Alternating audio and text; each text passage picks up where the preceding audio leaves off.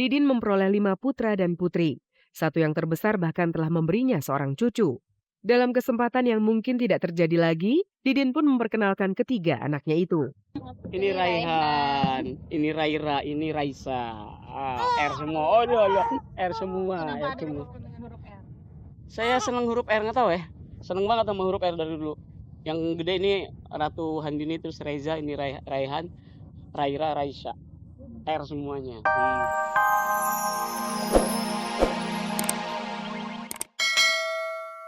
Zeti dan Didit akan keyakinan itu? Oh, dia milihnya Sempoa buat mau jadi pedagang. Padahal tadi di sana taruhin beceng, motor, terus alat dokter, pensil warna, duit, perhiasan, jam, cincin, segala yang diambil Simpoa. Mau jadi pedagang kayaknya dia. Padang ke ibunya.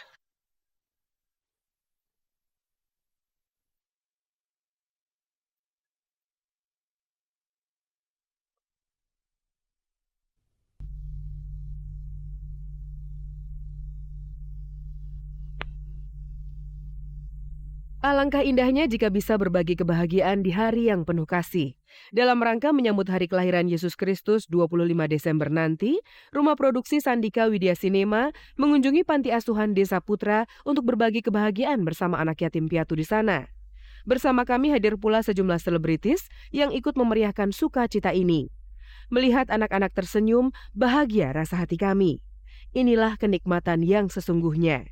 Ya, saya Moza, senang banget bisa diundang ke acara ini karena ini memberikan satu suasana yang berbeda. Kita diingatkan lagi untuk melihat ke bawah lagi gitu. Masih banyak saudara-saudara kita yang kekurangan, yang perlu kita bantu dan perlu kita bantu dengan berbagi kasih.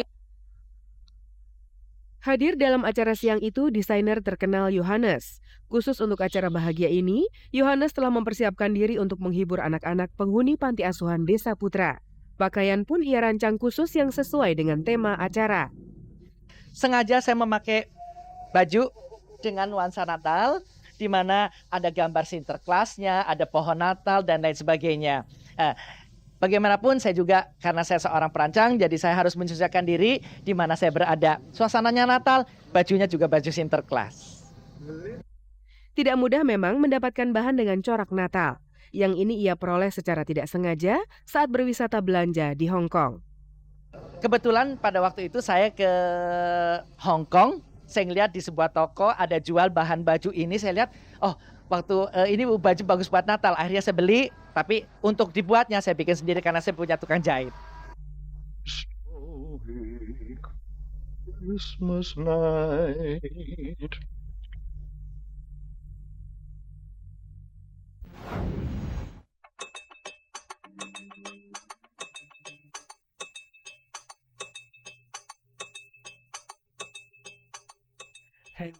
Tidak banyak yang tahu, selain mahir bersulap dan menulis buku, diam-diam Deddy Corbuzier juga bisa menjadi pendidik.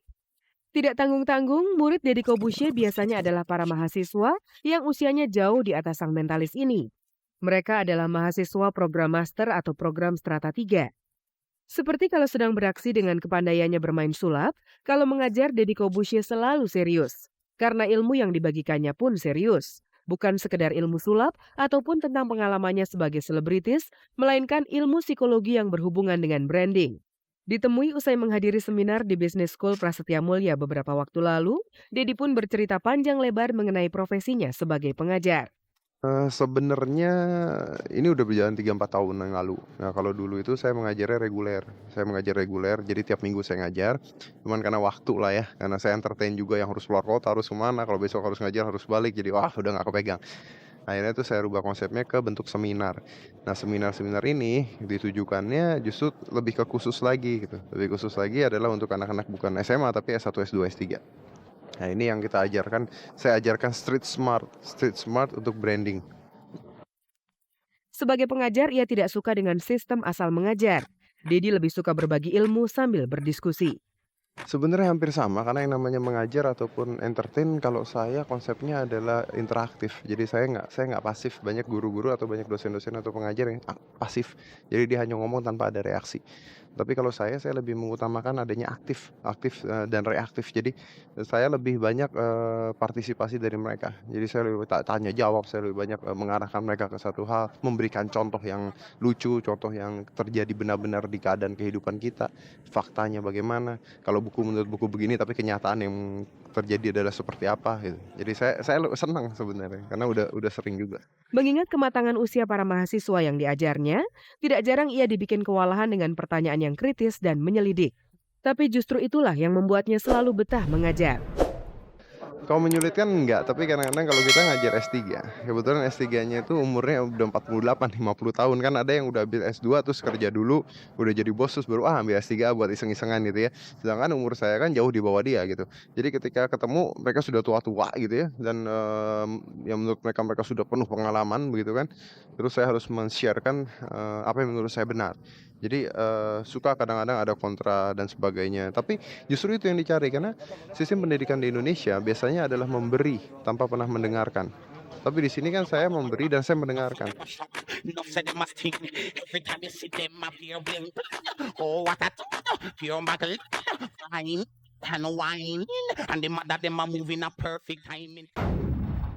Ada yang berbeda dari komedian Didin Pinasti.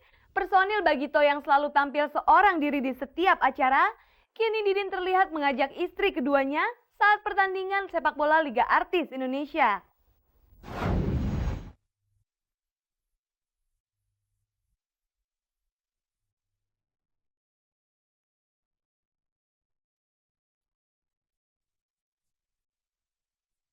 Mendapat tawaran memperkuat tim kesebelasan pelawak, seperti mendapat tawaran untuk berekreasi bagi Didin Bagito.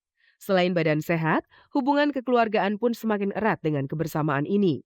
Tidak ingin menyia-nyiakan waktu, Didin pun memboyong seluruh keluarganya untuk menyaksikan sang kepala keluarga berjuang di lapangan sepak bola, sambil memberi kesempatan bagi ketiga buah hatinya untuk bermain-main. Bagi Didin inilah bersenang-senang yang sesungguhnya. Bagi para wartawan ini sungguh-sungguh kesempatan langka bisa menyaksikan Didin bersama keluarga lengkapnya. Maklum, sejak peristiwa perceraiannya yang cukup heboh beberapa waktu lalu, Didin tidak pernah sekalipun memperkenalkan istri keduanya itu. Baru kali ini saja, secara terbuka Didin memperkenalkan wanita bernama Erna yang telah memberinya 2 orang putri. Kayak barang diumpetin aja. Dia hobi bola makanya nonton bola. Suka. Apalagi saya yang main kan. Alhamdulillah 30 menit main bola dapat 1 pun enggak. Enggak, saya seumur hidup baru kali ini main bola, langsung bertanding lagi. Enggak kebetulan lagi santai aja jadi ya diajak. Ya. Kalau selama ini Didin terkesan menyembunyikan kehidupan rumah tangganya bukan tanpa alasan. Ia mengaku tidak ingin mencampur adukan kehidupan pribadi dengan pekerjaan. Kalau lagi kerja emang saya nggak pernah bawa, kalau syuting segala macam kerja nggak pernah dibawa. Ini kan bukan kerja, ini santai terus ya sekali-kali lah. Kebetulan kan dia ibu rumah tangga jadi kerjanya di rumah ya kan. Memang jarang namanya. Jarang. Enggak, dari dulu memang saya nggak pernah. Kalau acara-acara paski Enggak juga. Paling kondangan ya. itu juga jarang. Jarang. Kondangan di lingkungan sekolah, lingkungan rumah ya pasti datang lah gitu. Dari 2 kali pernikahan, Didin memperoleh 5 putra dan putri. Satu yang terbesar bahkan telah memberinya seorang cucu. Dalam kesempatan yang mungkin tidak terjadi lagi, Didin pun memperkenalkan ketiga anaknya itu. Ini Raihan, ini Raira, ini Raisa. R semua.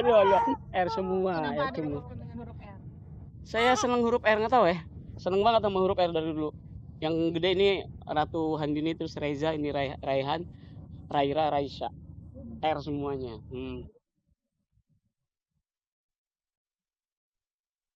Raihan merupakan putra terkecil dari pernikahan pertama Didin. Meski telah bercerai, hubungan tali silaturahmi Didin dengan mantan istrinya baik-baik saja. Bahkan si bungsu diberi kebebasan untuk memilih antara tinggal bersama sang bapak atau bersama sang ibu dan kedua kakaknya. Dari TK ini ikut saya ini. Dari TK ini anaknya bunda ini. Ya. Nambah janganlah udah. Udah 5 loh anak saya. Plus cucu 1. Wih, banyak banget tuh kan.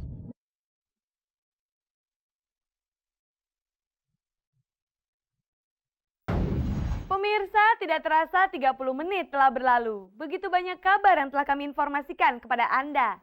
Kini saatnya saya, Farisa Kamelia, beserta seluruh kru yang bertugas, mohon undur diri dari hadapan Anda. Jangan lupa saksikan terus kabar-kabari setiap hari Senin, Kamis, dan Minggu pukul 4 sore, hanya di stasiun kebanggaan milik kita bersama, RCTI, selalu di hati, selalu dinanti.